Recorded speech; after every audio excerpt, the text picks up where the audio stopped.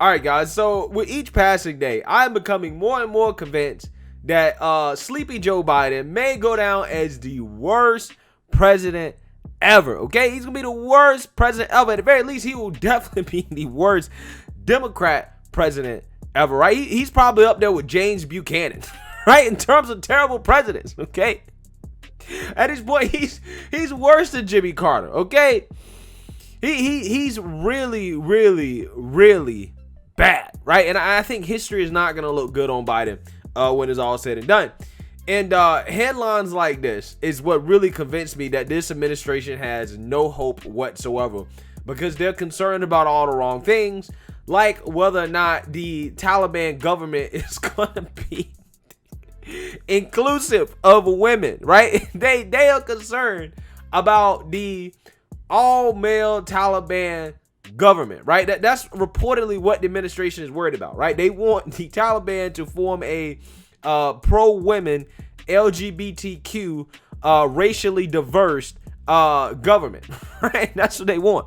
They're more concerned about that than the Americans that are allegedly being held hostage by the Taliban, or the fact that the State Department isn't letting these chartered flights leave Afghanistan, right? Now, again, I don't know what's really going on there. Nobody really knows. You're getting conflicting stories every single day. But I'm just saying, they're not worried about the things that actually matter. They're worried about being woke. And the woke experiment in Afghanistan has failed, right? And the main reason it's failed is because the Biden administration, the woke Biden administration, allowed the Taliban to take over the country. Now they're trying to make demands of the Taliban in terms of inclusivity in their government, right? In exchange for being legitimized on the world stage, right? So let's get this straight. I just want you guys to understand.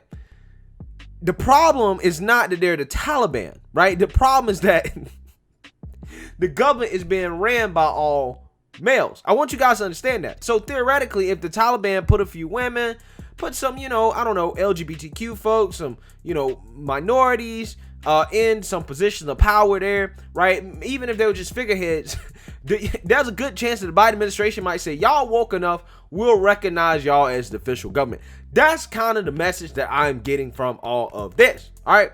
So let's read a little bit more about how people are mocking Biden over this, because they definitely deserve to be mocked, because this is straight out of the Babylon Bee, in my opinion. It really is. It's embarrassing, right? It's shameful, despicable. Social media users mocked a headline from The Hill indicating that the State Department is concerned about the Taliban having an all-male interim government in Afghanistan, with many wondering if they were reading the satirical website The Babylon Bee. The Taliban formed an interim government this week after taking control of Afghanistan in the wake of the withdrawal of U.S. troops. The White House did not say whether it would recognize the government, only that they were in no rush to do so, and they first monitor how the extremist group conducted itself. Quote, there's no rush to recognize, and that will be planned depending on what steps the Taliban takes. White House Press Secretary Jen Psaki said Tuesday, the world will be watching whether they allow for American citizens, whether they allow individuals to leave who want to, and how they treat women and girls around the country.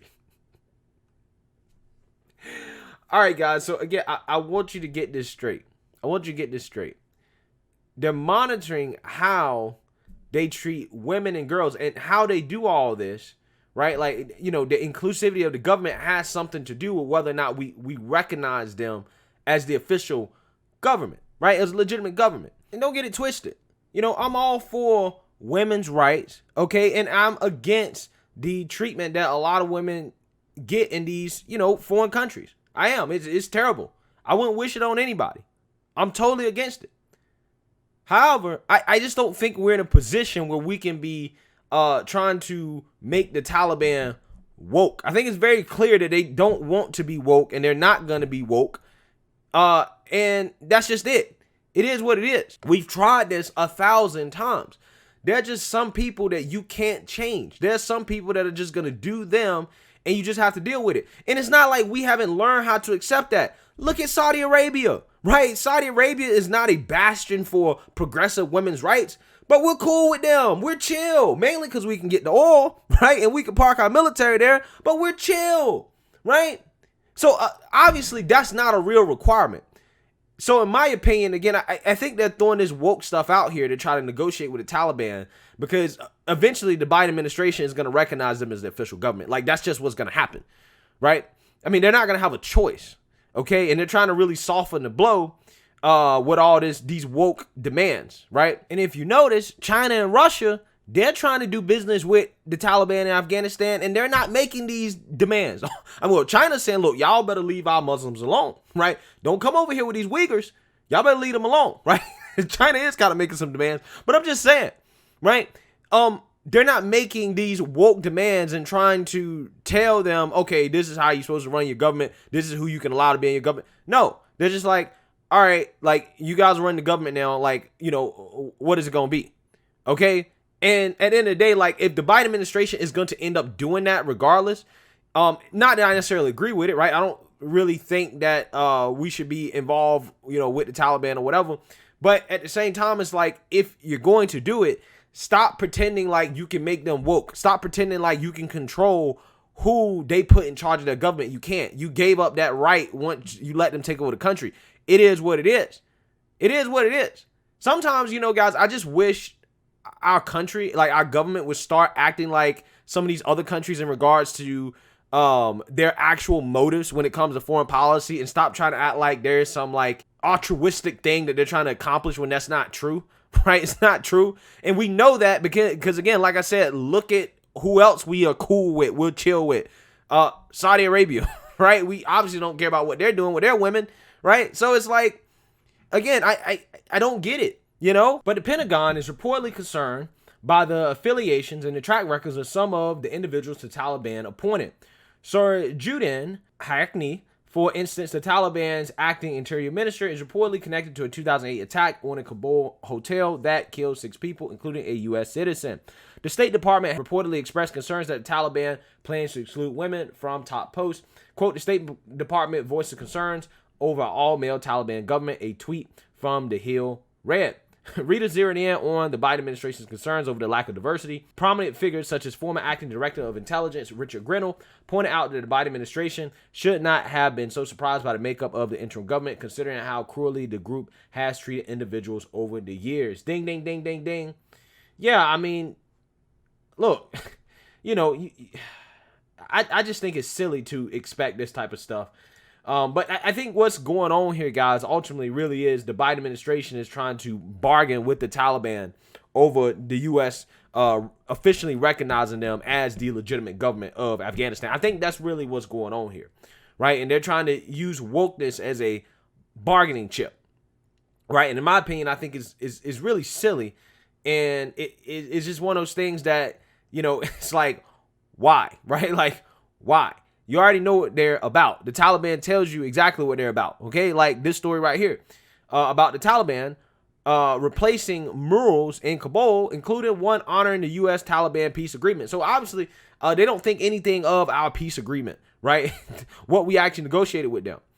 The Taliban are whitewashing murals in Kabul, Afghanistan, depicting historic U.S. social and political movements, including one commemorating their peace agreement with the U.S. The streets of Kabul, which were once home to brightly colored murals honoring a murdered Japanese aid worker and drowning of Afghan refugees in Iran, the peace agreement, the death of George Floyd, and other honoring social and political issues, are being replaced by paintings of Taliban flags and Islamic slogans. Okay, so guys, there's a mural of George Floyd in Kabul. Like, why is there a mural of George Floyd in Kabul? I don't understand, right? I mean, this dude literally has become a deity-like figure around the world. Like, it's honestly kind of strange and scary at the same time, right? Like, you would think that George Floyd is Muhammad Ali, okay? I mean, according to some of these people, or Gandhi, or Nelson Mandela, or MLK. Right? That's literally how much this man has been elevated. Right? But, you know, again, to me, it's like, why are we painting things like this? And I guess, I mean, who knows? I mean, maybe it wasn't the U.S., but it definitely is U.S. influence. It's almost like we tried to turn them into a Western country, right? A Western society. Now, did the people of Kabul want that? Maybe some of them did. I don't know. I have no clue whatsoever, right? Maybe they did.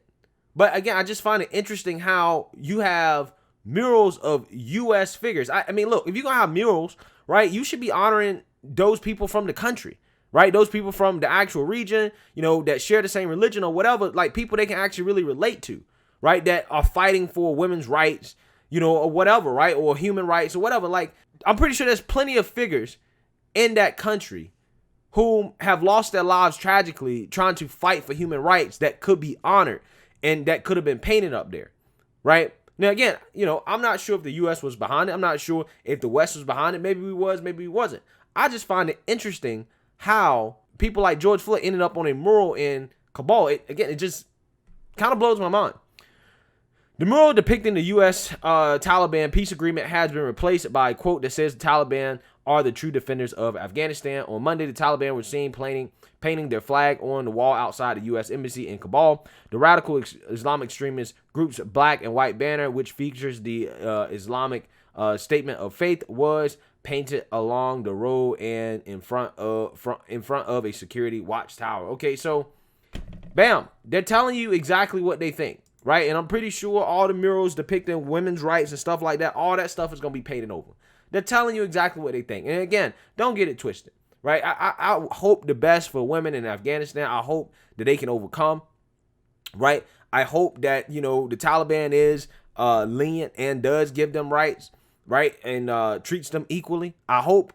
But, at the same time, it's like, I just feel that the Biden administration putting a focus on that more so than talking about the American citizens still left behind and our allies still left behind in Afghanistan. It really just rubs me the wrong way. It just rubs me the wrong way, right?